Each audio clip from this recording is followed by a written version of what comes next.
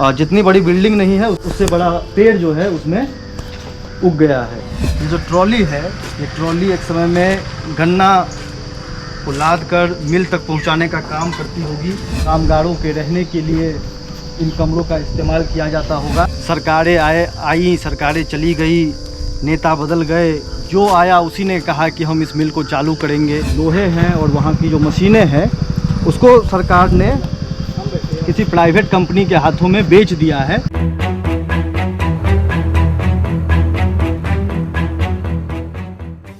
मधुबनी का सुखद अतीत और दुखद वर्तमान दोनों की कहानी को बयां कर रहा है यह सकड़ी का चीनी मिल, जिस जगह पर अभी हम लोग आए हैं। इसकी हालत को देखकर, इस मिल को देखकर लग रहा है कि एक समय में यहाँ पर हजारों लोग जिनकी जीविका इस मिल से चलती होगी और पूरे देश में यहाँ का उत्पाद जाता होगा। देख लीजिए इस मिल की हालत आज क्या हो गई है। 1997 में यह मिल बंद हो गया। सारे दीवार जो एक समय में इस दीवार के चार दीवारी के अंदर इतना बड़ा उद्योग चल रहा था, आज सभी दीवारों के अंदर बड़े बड़े पेड़ उग गए हैं। यह मशीन, इस तरह की जो बड़ी बड़ी मशीनें हैं, सब के अंदर पेड़ उग गया है, बड़े बड़े पेड़ उग गए हैं। और इस तरफ आप देखिए ये जो ट्रॉलियां हैं, एक समय में इन ट्रॉलियों पर गन्ने को लाद कर गन्ना भर भर के इस ट्रॉलियों को मिल तक पहुंचाया जाता रहा होगा। ट्रॉलियों का जो अतीत है वो काफ़ी कुछ बता रहा है। जंग पड़ गए हैं, सभी मशीनों में जंग लगा हुआ है, सारे लोहे जंग पड़ गए हैं। लेकिन आज भी अगर आप इस परिसर में आएंगे तो आज भी इतना बड़ा परिसर है, हजारों एकड़ में ये परिसर है और इसमें न जाने कितने हजार लोग इस मिल के माध्यम से अपनी जीविका को चला रहे होंगे, इस पर आश्रित होंगे। और ये मिल जब बंद हुए इसके 30 साल के करीब हो गए हैं, लेकिन आज भी जो लोग इसमें काम कर रहे थे उनके अपने मुआवजे के लिए आज भी वो सरकारी दफ्तरों के चक्कर काट रहे हैं। बहुत सारे लोग इस उम्मीद में अब इस दुनिया में भी नहीं रहे कि ये मिल कभी चालू होगा, फिर से इसकी शुरुआत होगी। और इसी उम्मीद में बहुत सारे लोग इस गांव में अभी भी मिले हैं, जो लोग कह रहे हैं कि हम लोग तो अभी भी इस उम्मीद में हैं कि ये मिल किसी तरीके से चालू हो। सरकारें आई, सरकारें चली गई, नेता बदल गए, जो आया उसी ने कहा कि हम इस मिल को चालू करेंगे।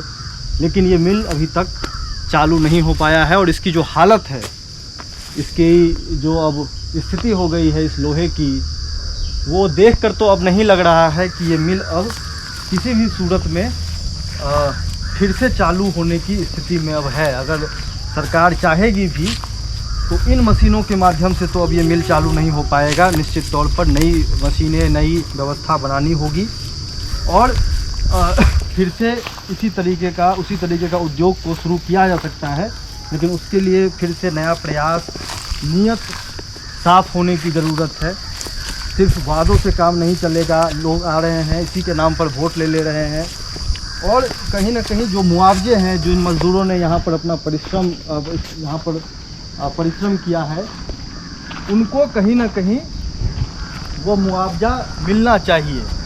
क्योंकि अगर ये मिल है और यहाँ पर लोगों ने अपना पसीना बहाया है, इसी पर वो आश्रित थे, मिल बंद होने के बाद उनकी जीविका चली गई, तो उनको वो मुआवजा मिलना चाहिए। चाहे उनके अंश में जितने भी आए वो मुआवजा उनको तत्काल में मिलना चाहिए। 2017-18 में खबर आई थी कि मुआवजा उनके लिए आया था, लेकिन शायद उनको उस तरीके से नहीं मिल पाया जिसके वो हकदार रहे होंगे। तो निश्चित तौर पर इसको किया जाना चाहिए। और मेरा ये भी अनुरोध है कि अगर ये व्यवस्था अगर आपको फिर से बनानी है को अगर फिर से चालू करना है तो उस दिशा में कुछ प्रयास लोगों को भी करना पड़ेगा। सामूहिक रूप से लोग भी अगर इकट्ठे होंगे, चाहते हैं कि इसको फिर से शुरुआत की जाए, तो कुछ ना कुछ तो आपको गंभीरता के साथ इस पर चर्चा करनी होगी, विशेषज्ञों से राय लेनी होगी किस प्रकार इसको फिर से चालू किया जा सकता है। हालांकि ये बहुत मुश्किल दिख रहा है अब कि ये फिर से चालू हो पाए। आप लोग क्या सोचते हैं, कमेंट में अपनी राय, अपने विचार, अपने सुझाव ज़रूर बताएं। और देखिए, इस जगह को देखकर बहुत दुख होता है। इतना बड़ा परिसर है, जो दीवारें हैं वो अपनी कहानी बयां कर रही है। जो कमरे हैं, एक समय में ये कमरे, इस तरफ आप दिखाइए, एक समय में ये कमरे जो हैं वो यहाँ पे जो लोग काम करते होंगे, उन कामगारों के रहने के लिए इन कमरों का इस्तेमाल किया जाता होगा। और आप अगर इन कमरों में जाएंगे तो आपको दिखेगा कि छोटे छोटे अलमारी है, जिसमें कि कई सारे फाइल पड़ी हुई है। निश्चित तौर पर वो उन मज़दूरों के रिकॉर्ड को रखने के लिए उन फाइलों का इस्तेमाल होता होगा। स्थानीय लोग हैं, जो ग्रामीण हैं, अभी भी जिन्होंने यहाँ पर मजदूरी की है, उनको मुआवजा नहीं मिला है, तो उन मुआवजा को दिलाने की दिशा में भी जो जनप्रतिनिधि हैं और जो लोग हैं उनको सकारात्मक पहल करना पड़ेगा।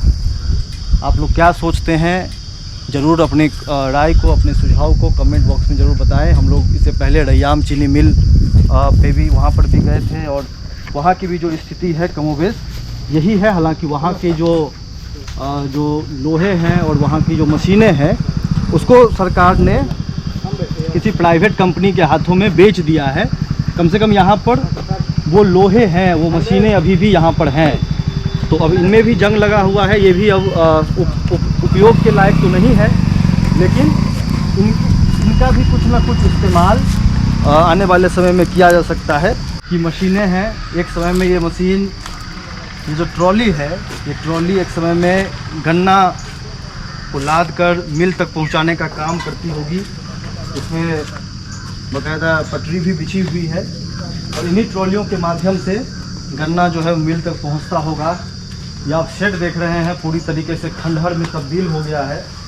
और ये जो छोटे छोटे कमरे दिख रहा है आपको, छोटे छोटे बिल्डिंगें दिख रही है, ये जो कामगार यहाँ पर काम करते होंगे उन सब के रहने की व्यवस्था यहाँ पर इन कमरों में रही होगी।